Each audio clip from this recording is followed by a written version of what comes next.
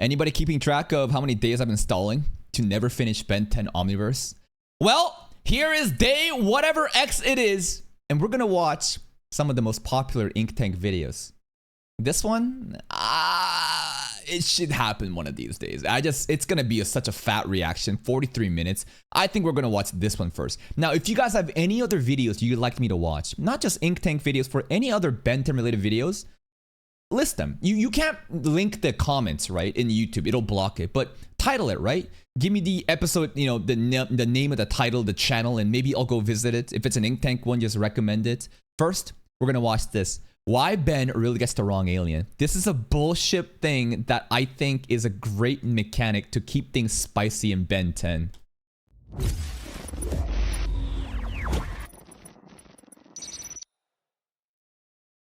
Haven't you learned by now that nothing can Is this scare?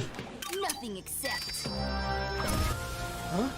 Ink Tank? I was supposed to be working on and Beyond, but I guess I can host. Good evening, Internet World and Universe. This is Hello. Ash here. The Omnitrix is the single most powerful, versatile, and sought-after device in the Ben 10 multiverse, Okay. especially when it comes to Ben Prime. We've made an entire video breaking down every single feature the Omnitrix can do, but one of the most frustrating handicaps Oh, that's the other video I got linked. Maybe we'll watch that another day.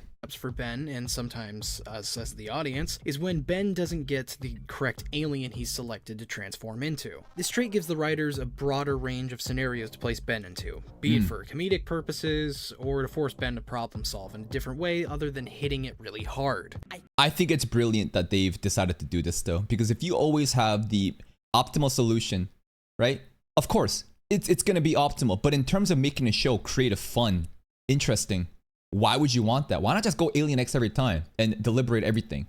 That's why Alien X is also such a well-balanced character, where you can't just you can't just brute force everything. It also becomes very boring. So create a different circumstance and restriction to kind of delicately balance that. It's also really fun to know that like Ben hit the watch too hard. Over and over in OG Ben 10, I was wondering, why is he getting random aliens? Why is the Omnitrix trolling him? At a certain point, I realized maybe the Omnitrix, you know, is literally a living, it has a mind of its own and wants to shit on Ben. Problem solve in a different way other than hitting it really hard. I think I might have a way to beat him. If you say hit him really hard, I swear to God, I will kick you in the dick! I What? guess we could hit him What is this Dragon Ball Bridge? really hard together. Whatever. This has Sure. become a reoccurring theme throughout all 4 shows, but we've never been given a solid answer as to why this happens. Even when Ben I thought they did. Didn't Azmuth ever mention that like, you're bopping it way too fucking hard? Wasn't there a specific reference that because he's slamming it, it fucked up? receives the completed official Omnitrix, which is said to function exactly as Azmuth intends, he still has to struggle with getting an alien he wishes more. Agree with that, right? The moment that I just mentioned was before the Omniverse stuff. So when Omniverse starts acting out like this, it's like, why? Well, why not just continue doing it? Often than not. Speculation on this topic was huge during the Ben 10 franchise's first initial run, but Alright. interest in this topic died down when we were apparently given an answer in the Ben 10 Omniverse episode For a Few Brains More, which originally aired November Ultimate Albedo Modok. I just died laughing. He's just such a silly looking guy. 30th, 2013. In the scene, Ben finally asks Azmuth why he never seems to get the alien he desires, to which Azmuth states that he expected more dexterity from Ben using the controls, claiming, Stop banging so hard on my Omnitrix. The impact sets the timeout function to a random... Hello? There it is right there. I thought this was done before Omniverse, so my bad, I take it back. So actually, now this kind of further on adds on to like Ben hitting it hard and every Omnitrix just being fucked up because of it. The timeout function. It's kind of ridiculous though that this omnipotent machine contraption that Azmuth, the first creator, made can't handle a 10-year-old smacking it. You know what I mean? Like, that quality is fucking garbage. The impact sets the timeout function to a random. Like, Azmuth, what the fuck is the hardware engineering? What? Why? To a random... Hello? So that should settle it, right? Ben's been hitting the Omnitrix too hard, which randomizes his transformations, which does make sense, given the size of a Galvan, the nature of their technology. Ben's habit of slamming down the faceplate to transform was never the intended method to activate the device. This answer was satisfactory. It's alright, right? It was never meant to be like a weapon of mass destruction. It's supposed to be like a utility to just, you know, have people empathize with every other alien, right? Or a person to kind of have this and to just have all the different DNA samples to kind of like unite all the species together in a way. So I guess you wouldn't need to have such hard engine. Nah, that's weak. Why wouldn't you want to focus on the polish on this? Method to activate the device. This answer was satisfactory for the majority of the fan base, myself included, until I listened a little bit closer. You see, this scene isn't saying what you think it is. Although Ben is clearly asking Azmuth why he doesn't get the aliens he chooses, Azmuth is instead talking about how Ben's habit of hitting the watch causes the timeout function to randomize. The timeout function to randomize. That's not really choosing the aliens. The wording here is about the cooldown. How long the duration of the cooldown. My reading comprehension. Wait a minute. This has been another issue with the Omnitrix, as the amount of time Ben can remain as an alien without master control has also had its fair share of inconsistencies. Transformations can last anywhere from a few seconds to seemingly hours with no clear... This is a crazy episode on OG Benton. I think the Forever Knights were kind of involved in this one, right? This dude was so convinced that aliens existed and found, you know, gray matter and took him. Indication of how this is determined either. While Azmuth never really answered Ben's question, we'll never know where he was going with that explanation, as he quickly changes his train of thought to inspect Albedo's Ultimatrix. They made it ambiguous. They didn't give a definitive answer. They gave something that kind of has to do with the Omnitrix by hitting it too hard, but at the same time doesn't decide randomization of said aliens. Would have he continued this sentence and finished that? Who knows? Maybe the writers left it up for you to imagine. Perhaps his explanation for the random transformation time lengths really did have something to do with the inaccurate selection of Ben's aliens. But with the subtitles on, we can see for sure that Azmuth isn't talking about the mistransformations, thus never actually answering Ben's question. So, is there another true answer to this question? Well, it depends on what you want to believe. Before fans mistakenly... Let's just make shit up. Fanfiction time. Let's go, Ink Tank. ...took this scene from Omniverse as their definitive answer, people were speculating on the topic as far back as the classic series. When Alien Force rolled around, series showrunner Dwayne McDuffie... This guy apparently is the reason why there was such a generation of amazing cartoons back in the day. I heard this guy did Justice League too. Was this guy responsible for Avatar? I don't know, but this dude was like him. He was him. He was behind so many of the different, not Avatar, okay, so many of the series that made, you know, your childhood what it was. Rest in peace, man. Began the tradition of Ben 10 writers and staff answering questions on his site's message boards. Unfortunately, after Dwayne's passing, his site was eventually shut down, with fragments of it. How did he pass? He looks so young. Was it tragic? Maybe I don't want to look into it. Was it some sort of unfortunate accident? It's just like, he's gone so soon. Surviving through screenshots and random dates in the Wayback Machine.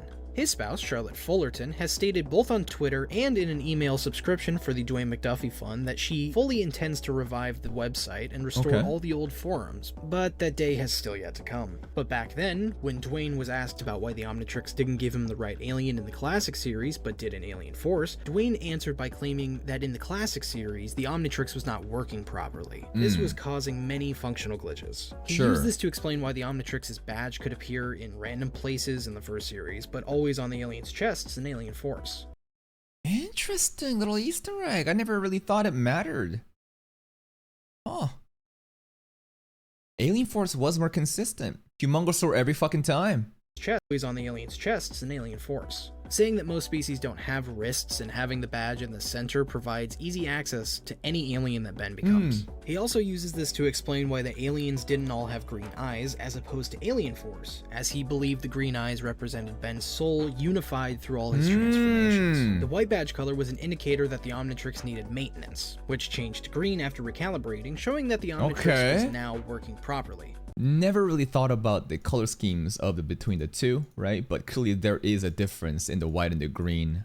Okay, so when it's white, when the symbol is all over the place, it's malfunctioning, it's not complete, right? It's on that albedo tier of prototype, I don't know, but now it's been corrected in Alien Force. After recalibrating, showing that the Omnitrix was now working properly. This does seem like a solid explanation, but there are a few holes in this logic. For starters, in Alien Force Season 3, the Omnitrix breaks again, and Ben starts becoming the wrong alien again. Yet the Omnitrix's badge remains green. This broken Omnitrix theory also comes to a halt when you realize that even if it was true, it doesn't explain why Ben gets the wrong Now, we could argue that, you know, the color, right, would not revert back to white.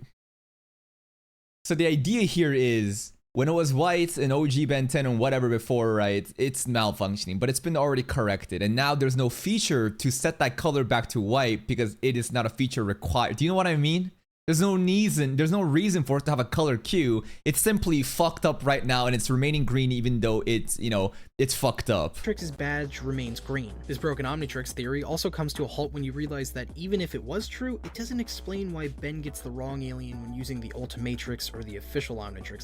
Ultimatrix, I think we can leave it up to Albedo's incompetence and how he's not as good as Azmuth.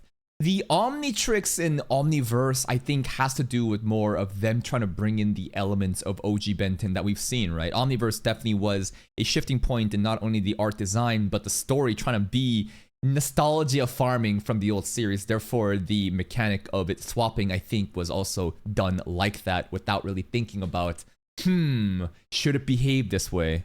Either. Derrick J. Wyatt, who worked on Omniverse, sort of fell into Balding the role as the Ben 10 writer's new pseudo-ambassador and began answering questions on Formspring, Ask.fm, and Twitter, and still continues to answer questions to this day. Derrick was asked many questions that were originally asked to Dwayne and has offered up a different perspective on what really was happening with the Omnitrix. For starters, he's dead too? Jesus, rest in peace to every single... What? Why are they all... What's going on? Are these just really old pictures? Like, damn, all these talents are just gone. Believes that the Omnitrix was supposed to allow the badge to appear in an assortment of areas, and limiting its location to the chest was the glitch. The white faceplate in the classic series didn't represent any error, but was actually a scratch guard that Ben never removed, but eventually fell off after some time. Are we serious right now? Okay, sure, let's retcon that. Sure, let's retcon this shit too, why not? He takes this a step further by claiming that Alien Force and Ultimate Alien's transformations, mostly lacking clothes, was due to the Omnitrix glitching as well. While Derrick was the art director... Naked Wrath. There was an episode where he's like, so you mean I've been naked this entire time? Yeah, buddy. I mean, Humongosaur too, right? But like, Diamond Cock has clothes. Forearms has clothes. Humongosaur doesn't, you know? Goop obviously doesn't. Rat doesn't. It's interesting. Like, you know, like, what's it called? Fucking Galvins, right? The gray matters have it. It's odd. Clothes was due to the Omnitrix glitching as well. While Derrick was the art director of Omniverse and not the showrunner as Dwayne was, his word still holds up a lot of credibility. Many writers will back Derrick up, believing he knew the Ben 10 franchise better than most people on the team, more specifically the classic series. Although his word can also be debunked as well. While Derrick does offer up information on the first 3 series, he also has made it Why was Albedo's name pronounced differently in Omniverse? That's right. There was a specific moment, or I was so trained to say albedo, and then it's albedo. It went back from like albedo. It's like, what's going on? I think it used to be albedo, and then I turned to albedo. If we want to know the name of alien species that were confirmed, who do we ask? You or someone who we? Yes, someone else. Could Fast Track move fast enough to phase through particles similar to Kid Flash? Not my show. These forums are funny. I think they're doing themselves no good favor by having this open. You're going to contradict, you're going to be answering shit maybe that you shouldn't have, and people are going to twist and turn your words and treat it like the fucking holy gospel.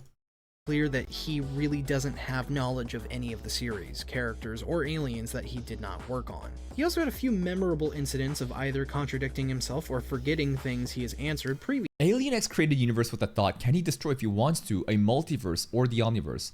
That would take him 6 thoughts. I think he's joking around, right?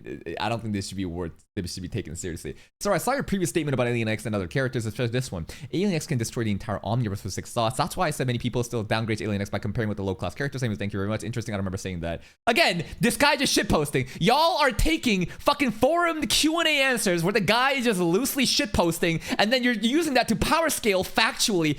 Nothing good will ever happen from this. Just stop. Just stop. Easily. Most notably, the infamous Alien X can destroy a multiverse in 6 thoughts claim. And while some writers usually... Nah, these dudes needs to write a fucking... They need to write an NDA, right? They need to have a contract where they're like, you will no longer answer any fucking fans, you know, asking questions about specific things because you're just gonna write us into a fucking hole. Back up his statements. They have also strongly disagreed with his answers before too. It's safe to say that you can treat Derrick's answers as an explanation for the sake of an explanation, as most of Derrick's answers seem to be made up. With whom Ben lost his virginity? Your mom, kid.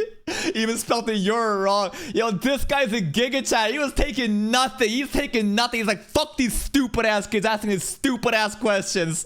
Play stupid games, win stupid prizes, dumbass. On the spot for fun. And who can really blame him? I mean, hell, I do that all the time. Watch any of my streams. Okay. So does that mean we should take Dwayne's word over Derrick's? Well, no. As the same goes We shouldn't take any of their words because I think they're not really being serious at all. for Dwayne, he did not work on the classic series, and his message board's answers rarely ever come up in the show. Dwayne's answers don't really have too many contradictions to what happens in canon, but they're also never mentioned by any character either. So when it comes to what actually happens in the animated series itself, both Dwayne and Derrick's explanations have little to no effect on what's happening in the show. And yes, it's obvious that the true answer is that it's all just aesthetic choices. While the Alien Force era liked the naked chest badges, Omniverse favored the varied badges. He gave him an underwear. I love how Humongousaur just got some underwear finally.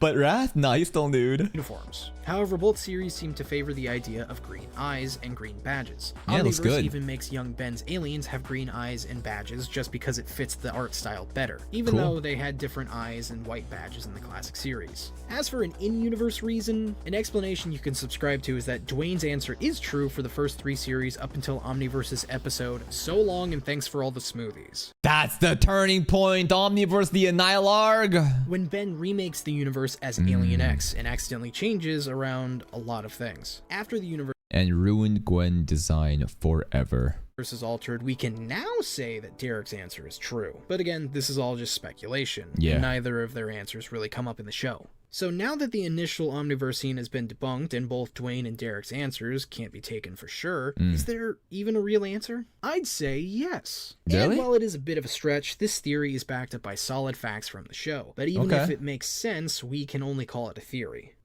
It's time. A game theory.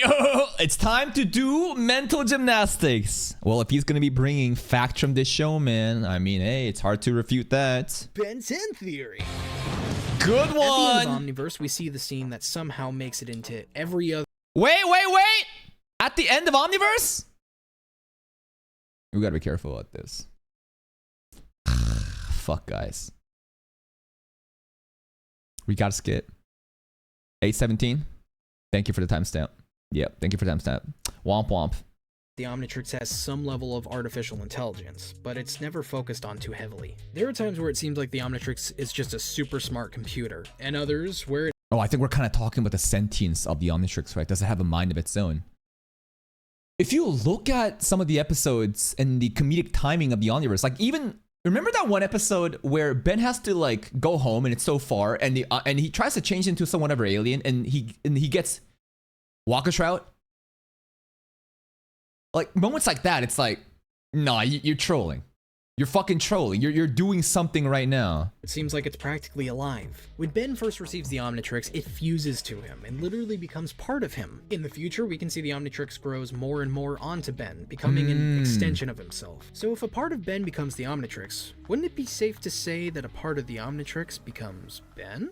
think. Okay, they're both like synchronizing together. Okay, it's like a living symbiotic relationship. Also, yeah, good point. Eunice is also, you know, the Omnitrix, right? It is a sentient, biological, mechanical organism that just operates. Things may get a little weird, but bear with me. Let's say the longer the Omnitrix remains on Ben's wrist, parts of Ben's intelligence, personality, and overall humanity start to be adopted and encoded into the Omnitrix. Yes, this is the thing that I've been talking about in OG Ben 10, where I think that the Omnitrix is literally growing up with Ben. I believe I mentioned this in the Sumo Slammers video game episode, where it felt like, for whatever reason, right, the Omnitrix has a mind of its own. It's kind of being childish, just like 10-year-old Ben. We've seen that the Omnitrix takes blank DNA and fuses it with Ben to create a new alien body unique to Ben. So we know that the Omnitrix is very experienced with entangling Ben's DNA with a large variety of creatures. Sure. So adapting some of Ben's DNA into the device itself seems like child's play. We've also seen that the Omnitrix and God, the fucking composition here is compositing is fucking garbage. I saw a tweet the other day. Ben 10 is getting a lot of motion on Twitter recently because of the Ultimate Ben 10 comic leaks going on, and you know, obviously rumors of the newest Ben 10 season that might, who knows, right? But the thing that I saw was people showed two separate scenes, one with better lighting and one with this, and they said this is a literal fucking mistake. Like, it's crazy. Thank you for the timestamp for the spoilers. I'll be skipping 10:10 to 10:45. They said that they straight up fucked up and released a version that was so dark, and they was not trying to follow, you know, the X-Files or whatever. No, it was a fuck up, a technical error. That's crazy. You botched an entire fucking series that made up so many people's childhood, and even then it did so well. Imagine if it didn't have this nerf. Imagine that. I truly believe if the compositing was better, the rendering was the way it's supposed to be, more people would have watched it. I think a lot of people are very turned off by the darkness. Ultimatrix accidentally bring Ben's aliens to life on more than one occasion. So we know that the Omnitrix is capable of artificially creating Oh, the ultimate alien saying goodbye. This is a freaky episode. consciousness I loved how Ben also kind of like sacrificed himself. He literally was willing to die. That's what he was. He made the final, like, he had the resolve. with intelligence that quantifies them as a sentient being. So perhaps the more that Ben uses the Omnitrix, the more that it comes to life. Whenever the Omnitrix speaks, we hear it speak in Ben's voice, as if it's adapting itself into Ben. When the Omnitrix was severed from Ben's arm, it was able to take full control of Ben's hand and manipulate its muscles to navigate around terrain, fight back, and pull off some pretty impressive parkour. Okay. 10:10. 10:45 is what I'm skipping. Okay, what's my hand doing? It also appears to be able to see where it's going, and at one point even looks back at a dog chasing Oh, this was the Sunder episode. The hand had a mind of its own. it and moves faster. So the Omnitrix has a Well, that part, it did happen. It did move. Why did it move like that, though? I don't know. It has a mind of its own, bro. The hand does. It's not the Omnitrix moving. It's the hand that's turning around. So the Omnitrix has adapted Ben's voice and can even control parts of Ben when Ben's consciousness is not currently present in that body. Yeah, I like that one more. Right, the hand got cut off. How is the hand moving? Is it really just have a sentience and a mind of its own? It's like in Monogatari, during Kizumonogatari, where, you know, Araragi gets his torso cut off, but they're vampires, so it's fine. And the torso's running around, like half his body's still running. It has a mind of its own, right?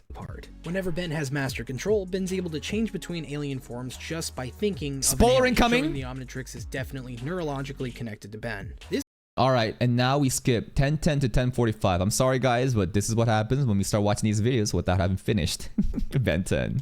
would be a setback. But Ben, being Ben, also seems to find a way to make it work. And it happens so many times that luck just doesn't seem to cut it anymore. There has to be some kind of intelligence behind all of this mistransforming. It seems that Yeah, I think so too. I think it's not a reach. I think it makes a lot of sense that the Omnitrix does have a mind of its own, considering the nature of it and also the comedic timings of how much it trolls Ben. It's not just for shits and giggles. I think that it is very, very implicated, right? Not explicitly stated, but the assumptions are very reasonable. the more Ben uses the Omnitrix, the more the Omnitrix learns from Ben and acts like a guardian angel, making sure that he always has the tools he needs to get the job done. It isn't always perfect at choosing which alien to turn Ben into, but hey, neither is Ben. And if we're saying that the Omnitrix And I think it's better this way.